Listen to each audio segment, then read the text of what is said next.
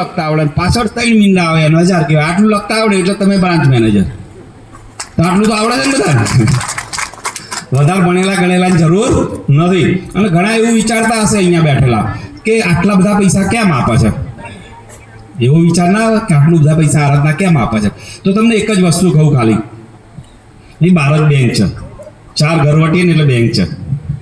એ branch manager જે બેઠા છે ને એનો પગાર કેટલો હોય કોઈને ખબર છે? આપણું મગજ એ ફાટી જાય કે આટલો પગાર હોય. ક્લાર્કનો પગાર સાંભળશો ને તો 1,00,000+ હોય છે. તો એ પગાર આપે છે કોણ? પહેલા તો બેંક ચલાવે છે કોણ? બેંક કોણ ચલાવે છે ખબર છે કોઈને? તમે ચલાવો છો. કેમ કે પૈસા તમે ભરો છો. લેવા કોણ જાય છે? એ તમે જાઓ છો. લોન કોણ લે છે? એ તમે લો છો. તો આરાધના કોણ કરે છે? એ તમે કરો છો. પૈસા કોણ ઉઘરાવે છે? એ તમે કરો. લોન કોણ આપે છે? એ તમે કરો છો. તો એમને જે પગાર મળે છે તમને મળવો જોઈએ કે નહીં?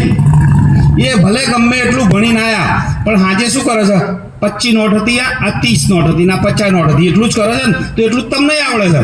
તો એટલો પગાર તમને મળવો જોઈએ કે નહીં?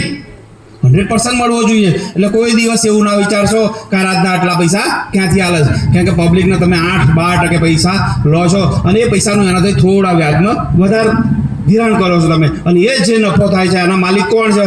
એ તમે ખુદ જ છો. તો આરાધના કરવું જોઈએ કે નહીં?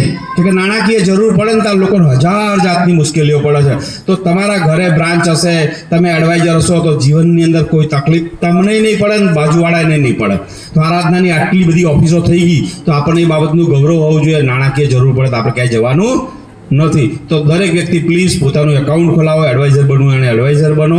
અને જેણે બી બ્રાન્ચ કરવી છે પોતાની તારીખ લઈ લો અને પોતાની બ્રાન્ચની શરૂઆત કરો. એના માટે કોઈ એજ્યુકેશન, કોઈ પૈસા રોકવાના કશું જ નહીં.